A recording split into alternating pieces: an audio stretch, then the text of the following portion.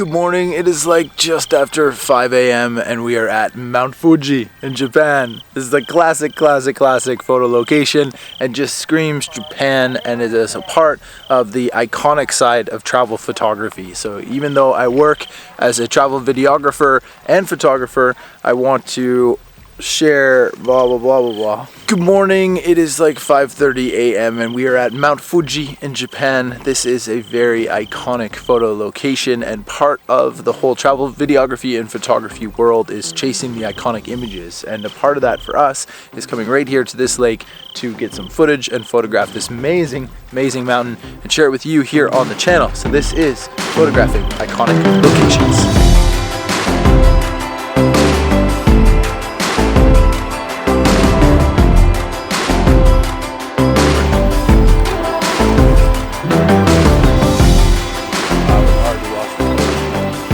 So the color just hit the side of the mountain, and I was filming a time lapse, and I think I got the majority of it, which looks pretty good. So what I want to do right now is quickly switch lenses to the 24-70, get my filters on, and see if I can catch the fading color on Mount Fuji.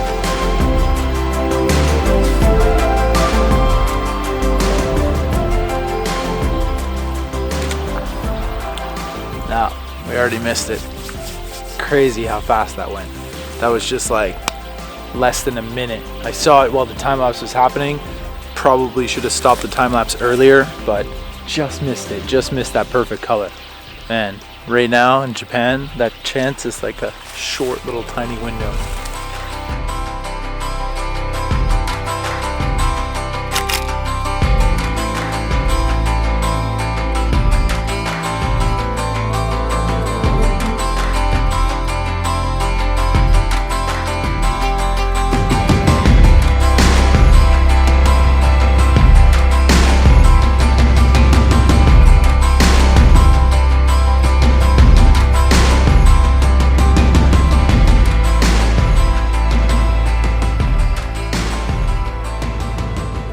Bit of a slow morning for the vlog this morning because we've been rushing around trying to get the photo and the time lapse and the footage and the drone all in like a very short window. I think when you're photographing in certain locations in the world, you know, you only have that good light for like maybe 15-20 minutes, and I used to think that I was really good at multitasking between doing all of these things while on assignment for clients, and maybe I'm just a little out of touch from traveling the last 3 months and working more in workshops than actual like client work.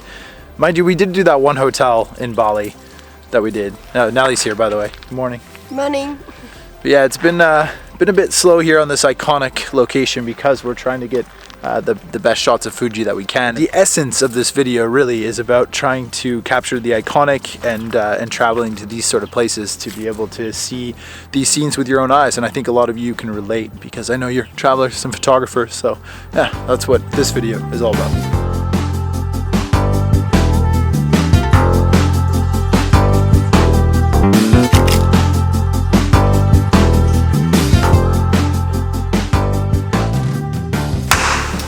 Fast forward a couple of hours and we are back inside the hotel where we're staying. This is the current digital nomad office setup, and one thing, it is a good one actually, we really like this space. One thing that we should have said when starting this video, but I didn't, is research. So it's really important that you turn on a vacuum cleaner while trying to film a video in the background. Perfect time. Okay, and we're back, and again, it's all about the research. So using the internet to your advantage, one of the things that I like to do is just straight up Google Mount Fuji. That's our subject for this one, and then go to images and just take a look through really quickly, you know, what the kind of constant theme is to a lot of the images of your subject. And right away I can tell that most of these are when Fuji has a little bit of snow on it, and we are definitely not at the right time of year to get that image. Mind you, my eye is drawn to this one here, which is a really nice image. Looks like late fall, and I know where that island is because I saw it this morning, so I think I might be able to get a similar scene, which is kind of cool. Looks like a few other ones are taken from the air, which we won't be able to do because we don't have a plane or a helicopter. and then some in spring with the cherry blossoms, but a lot of the same sort of aspect that we're getting from this side of the lake already, which is really cool. Another really good research tool for finding like that exact location that you want to photograph is Instagram, of course. So there's most likely an Instagram hashtag for Mount Fuji. Let's see. Hashtag Mount Fuji on the gram, not images though. Yes, there it is. Let's see here. Okay, this looks all right. 1,325,000. The second image is extremely fake. That's fake birds. Oh, even a fake moon. That's kind of funny. But I do like the composition, and the framing is really good. Wow, that one's really good. Shows the scale of the mountain with the town. We're on the wrong side to be able to shoot that, unfortunately, but I really like that. That's pretty cool. And this pavilion here, this is another really iconic spot to shoot from. I know where that is, and I found it on Google Maps, but in this situation, we would rather be shooting from this side of the lake than sort of chasing down as many different iconic images that we can of the same scene. So I've decided to actually axe that one out, and that's a good point while we're talking about photographing the iconic, is being able to decide what image that you really want to capture and go for that specific image. If you can get more than one, that's great, but it's important if you don't have a lot of time to just focus on the one that you're looking for. So another really, really good resource, of course, is Google Maps. So Google Maps Fuji, let's see what pops up here. Just go right onto the map. Now I know exactly where we're staying, so I can sort of drag over to that location. Probably zoom out for you guys, show you where we are. So that's Mount Fuji right there. We're up on this lake, Lake Kawaguchi.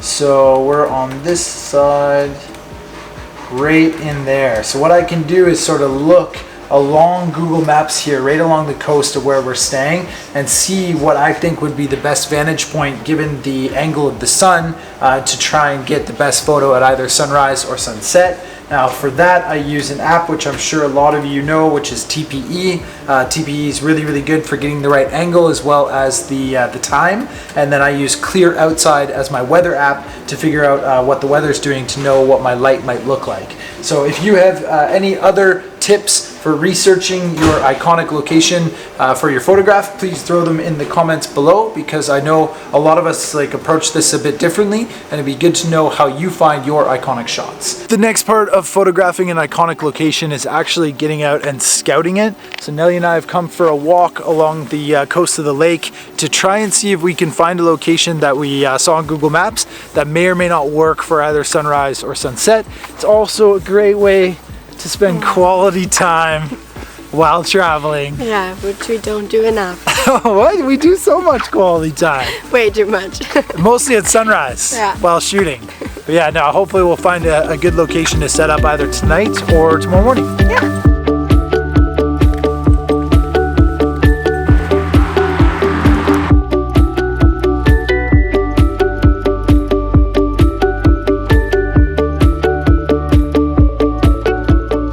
We made it to the spot. This is a very sweet rock outcropping in the lake, and it looks like there would be a really nice view of Fuji if there were no clouds.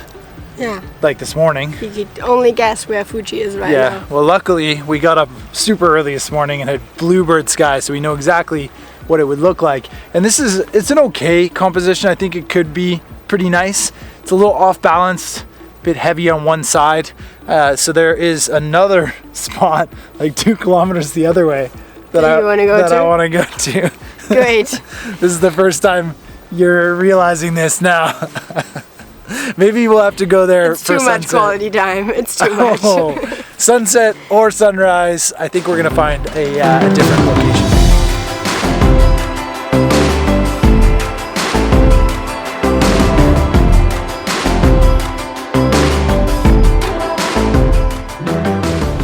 Fast forward now to sunset. We have lost Nelly, but we have found our location, and it looks like even though Fuji's covered in clouds, it's actually just off there in the distance. This could be a perfect location for sunrise. I'm loving these rowboats here just sort of lined up. There's no tourists here, just me. Looks super local. Looks like there's even a little dock right there, which could make for some really, really nice images, and like a bit of a lagoon here too. So I think for now, I'll probably just set up a time lapse and kind of walk around this area and see if I can find any potential compositions, because this is what it's all about. I could get a really, really nice image here tomorrow morning. So stay tuned, because that's coming up right now.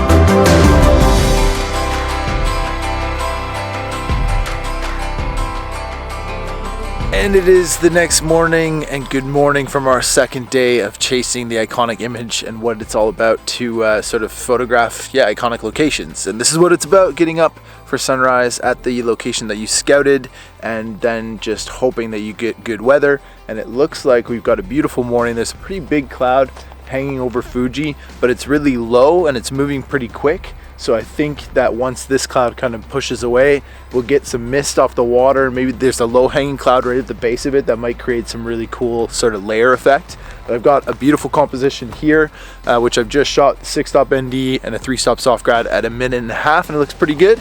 Then there's another potential composition here and another one over here with these boats. So pretty certain that we are going to get an iconic image of Mount Fuji this morning. So yeah, just fingers crossed it looks good.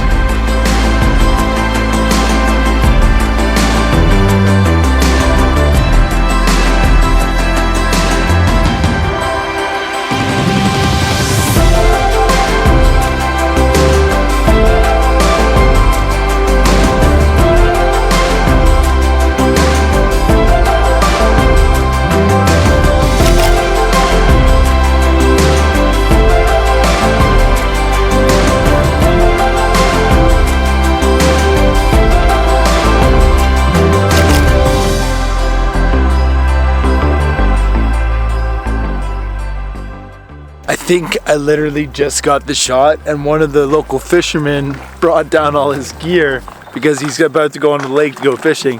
Put it right in the boat. Perfect timing. I may have even got a better shot than the first one. Ohayou gozaimasu. Fisan. Yeah, Fuji. Mwah. Fuji. Wow, look at that.